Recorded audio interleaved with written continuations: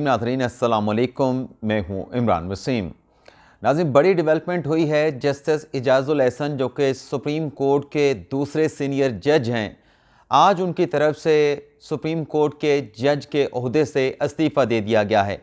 कल जस्टिस मज़ार अली नकवी ने सुप्रीम कोर्ट के जज की हैसियत से रिज़ाइन कर गए थे, मुस्तफ़ी हो गए थे, और आज 24 घंटों के अंदर दूसरी डेवलपमेंट हुई है कि जस्टिस इजाज़ुल एहसन ने भी सुप्रीम कोर्ट के जज के ओहदे से अपना इस्तीफ़ा दे दिया है और इस्तीफ़ा मंजूरी के लिए जज साहब की तरफ से सदर मुमलिकत आरिफ अलवी को भिजवा दिया गया है। इस व्लॉग में आपको ये बताएंगे कि जस्टिस इजाज़ुल एहसन के इस्तीफ़े की वजह क्या बनी है, क्यों जस्टिस इजाज़ुल एहसन ने जस्टिस नकवी साहब के बाद अपना इस्तीफ़ा सदर मुमलिकत आरिफ अलवी को भिजवा दिया है। इस हवाले से हमारे पास जो तफसीलात हैं वो आप नाज़रीन के साथ हम शेयर करेंगे, और इसके बाद हमारे व्लॉग की जो दीगर अहम खबरें हैं, बल्ले के निशान के हवाले से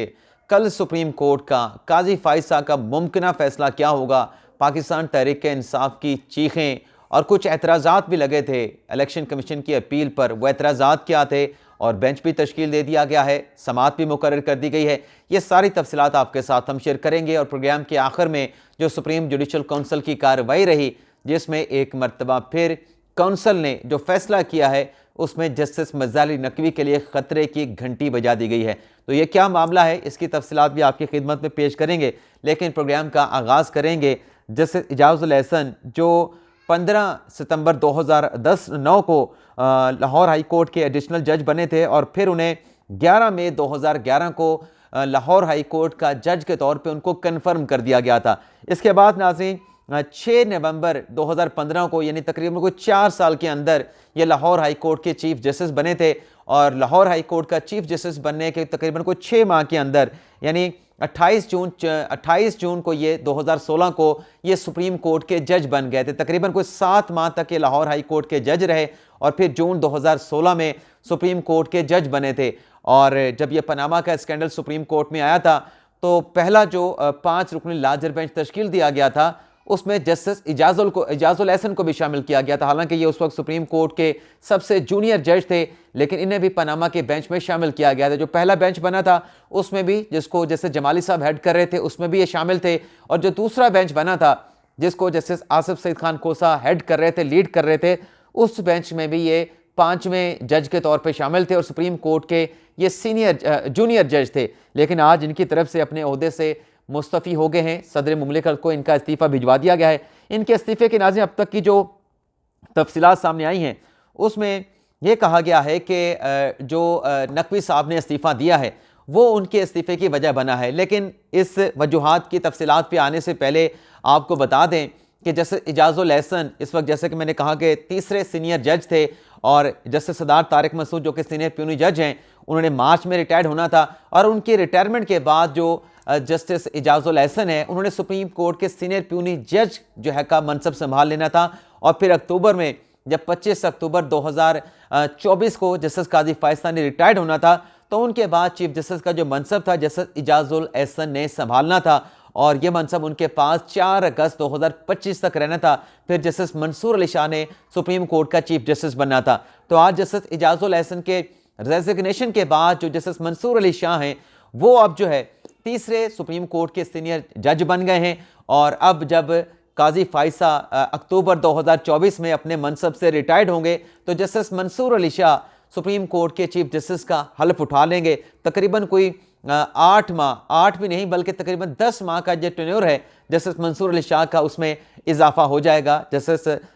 इजाज़ुल एहसन के इस इस्तीफ़े के बाद। अब आ जाते हैं कि वजूहात क्या बनी है। वजूहात नाज़रीन जो अब तक नज़र आ रही हैं, वो जो जस्टिस इजाज़ुल एहसन ने जस्टिस नकवी साहब के हक़ में जो एक नोट लिखा था सुप्रीम जुडिशल काउंसिल की कार्रवाई में बैठे हुए, वो बज़ाहिर ऐसा लगता है कि उनके इस्तीफ़े की वजह बना है, क्योंकि उसमें जो बातें उन्होंने लिखी, जो क्लीन चिट दी थी उन्होंने जस्टिस नकवी को उनके इस्तीफ़े से एक दिन पहले, और दूसरे दिन वो रिज़ाइन कर गए, तो मेरे ख्याल से अखलाकी तौर पे जस्टिस इजाज़ुल एहसन साहब ने ये समझा कि अब मेरे लिए, जब मैं एक जज के हक़ में मैंने काउंसिल में बैठ के नोट लिखा, अब नोट क्या था मैं आपको नोट बता देता हूँ, फिर फैसला आप खुद कर लीजिएगा। नोट में ये था कि जैसे मज़ार अली नकवी पर लगाए गए इल्ज़ामात बगैर मवाद और मेरिट के बरखिलाफ हैं। और आगे सुने, जैसे मज़ार अली नकवी पर लगाए गए इल्ज़ामात ज़्यादा इल्ज़ामात जायदाद या उनकी ट्रांजैक्शंस के हवाले से हैं, जैसे मज़ाहिर नकवी के बेटे ज़ेर कफालत नहीं, जिनके जदादे भी इल्ज़ामात में शामिल हैं, कानून की नज़र में लगाए गए इल्ज़ामात बरकरार नहीं रह सकते। यानी जस्टिस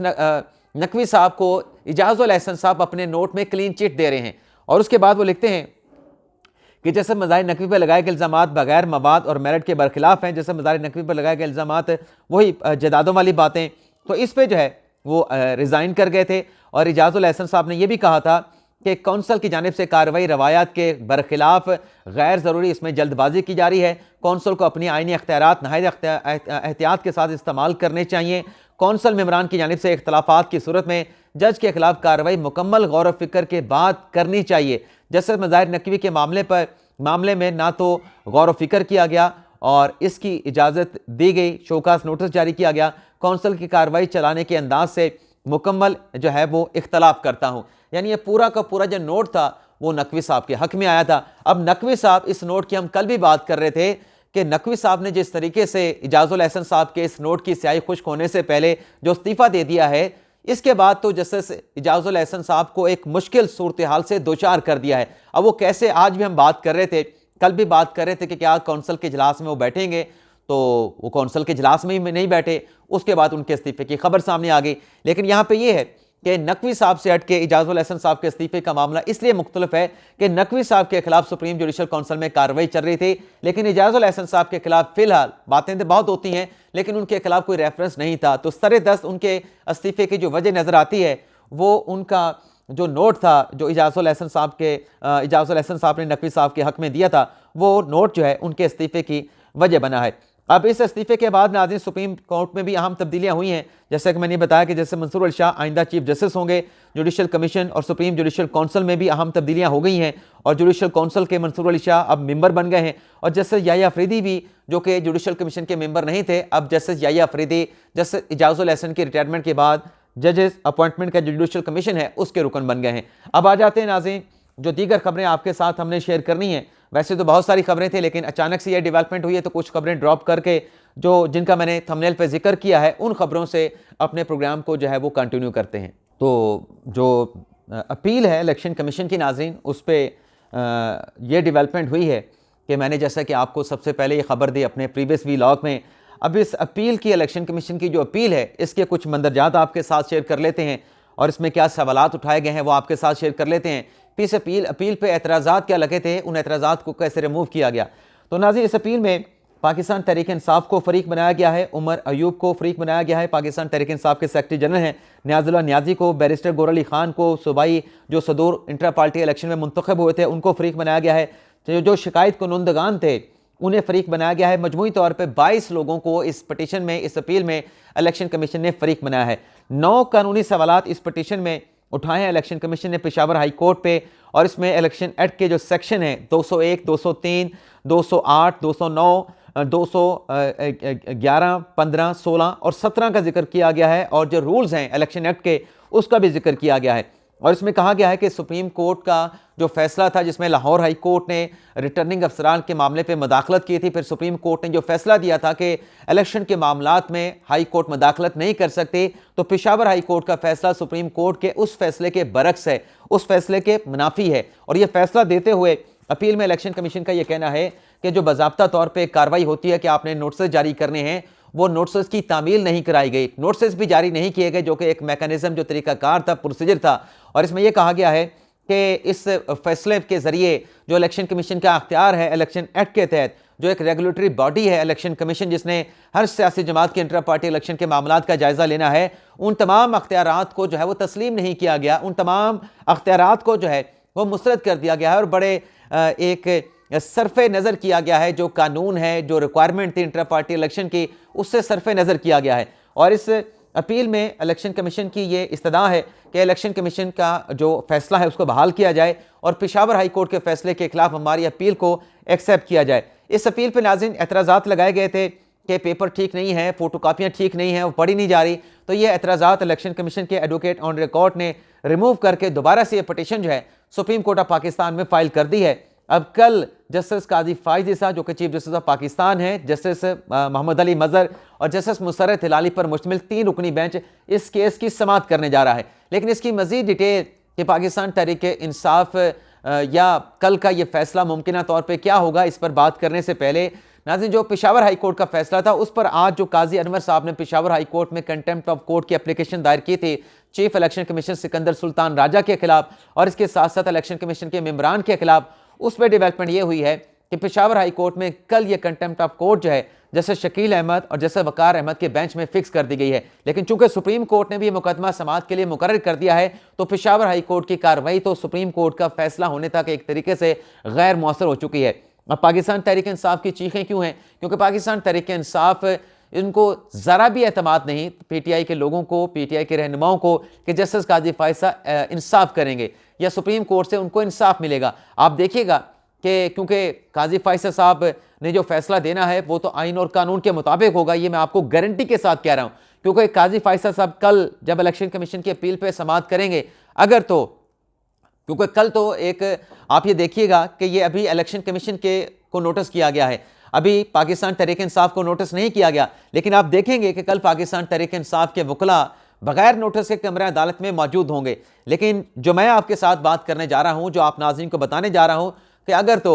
ये जो इलेक्शन पीटीआई का इंट्रा पार्टी इलेक्शन हुआ है, अगर ये कानून के मुताबिक है, अगर आइन के मुताबिक है, तो फिर तो काजी फायसा पाकिस्तान तहरीक इंसाफ को बल्ले का निशान देंगे। क्योंकि जो इलेक्शन एक्ट की प्रोविजन है 201, 203, 208, 209, 215, 216, 17 जिनका इलेक्शन कमीशन ने अपनी अपील में जिक्र किया है, अगर उनको ढेर किया है, उनको इलेक्शन कमीशन का जो मतलब जो ऑर्डर था, इलेक्शन जो एक्ट था और जो पीटीआई का अपना कॉन्स्टिट्यूशन है उसको फॉलो किया गया है, तो काजी फायसा बेशक उनके बारे में पाकिस्तान तहरीक इंसाफ अदम एतमाद का इजहार करे, जो मर्जी सोशल मीडिया पे उनके खिलाफ कंपेन चलाई जाए, प्रोपोगंडा किया जाए, लेकिन जस्टिस काजी फायसा अपने फैसले में डंडी नहीं मारेंगे। जो उनका हक होगा उनको मिलेगा। लेकिन अगर इंट्रा पार्टी इलेक्शन आइन और कानून के मुताबिक नहीं हुआ तो फिर बल्ले का निशान पाकिस्तान तहरीक इंसाफ को नहीं मिलेगा। लेकिन आप नाज़रीन से मेरी दरख्वास्त ये है कि जो भी फैसला हो, काजी फायसा साहब का ये बेंच जिसमें मोहम्मद अली मजहर साहब हैं, मुसर्रत हिलाली साहबा हैं, तीनों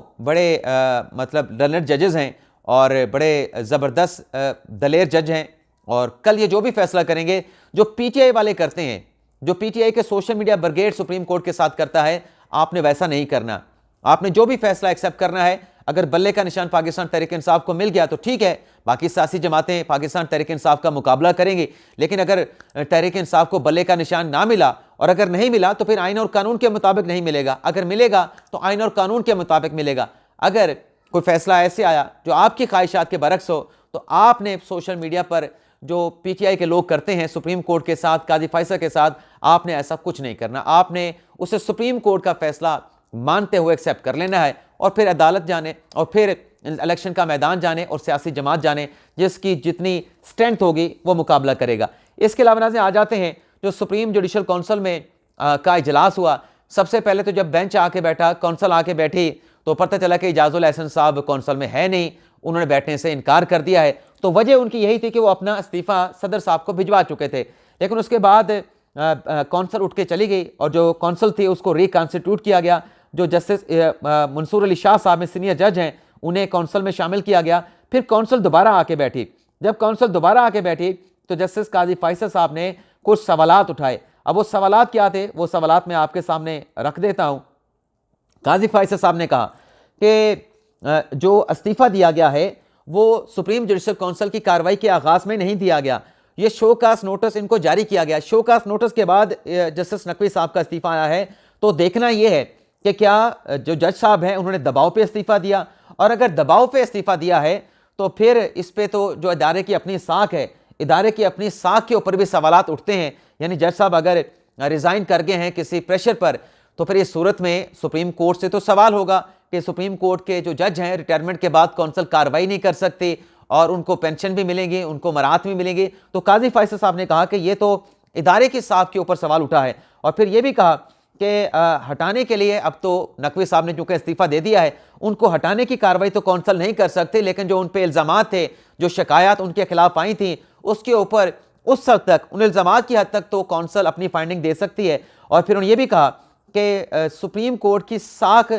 तबाह करके इस्तीफ़ा दिया गया, तो हमें क्या जो सुप्रीम कोर्ट की साख है इस इस्तीफ़े से उसको ख़तरा ना होगा। और फिर उन्होंने ये भी कहा कि जो पाकिस्तान का कॉन्स्टिट्यूशन है ये जजेस और ब्यूरोक्रेट्स के लिए नहीं है, ये पाकिस्तान की आवाम के लिए है और पाकिस्तान की आवाम जो सच है उसको जानना चाहते हैं। अटॉर्नी जनरल ने उनके सामने नुक्ता पेश किया कि माजी में जैसे साकिब निसार के खिलाफ कंप्लेंट्स आई थी कि लेकिन उस पर कार्रवाई का आगाज़ नहीं हुआ था, वो कंप्लेंट पड़ी इन्फ्रक्चस हो गई थी, साकिब निसार साहब रिटायर्ड हो गए थे। तो 2019 में जैसे साकिब निसार की रिटायरमेंट के बाद उनके खिलाफ कार्रवाई के लिए एक आईनी पिटीशन आई थी, जिस पर जून 2023 में सुप्रीम कोर्ट के 2 रुकनी बेंच ने, जिसमें जस्टिस इजाजुल एहसन, मुनीब अख्तर शामिल थे, इन्होंने फैसला दिया था। तो उसके बाद अब प्रैक्टिस एंड प्रोसीजर कानून भी आ चुका था जब यह फैसला दिया गया, लेकिन काजी फैसल साहब ने कहा कि आप हमें इस बात पे असिस्ट करें कि इस इस्तीफे के बाद कि हम कार्रवाई जारी रखें, और कार्रवाई तो हम जारी रखेंगे, ये फैसला तो काउंसिल ने दिया कि हम कार्रवाई जारी रखेंगे, लेकिन क्या जज साहब को नोटिस किया जाए, क्योंकि काजी फैसल साहब ये कह रहे थे कि अगर तो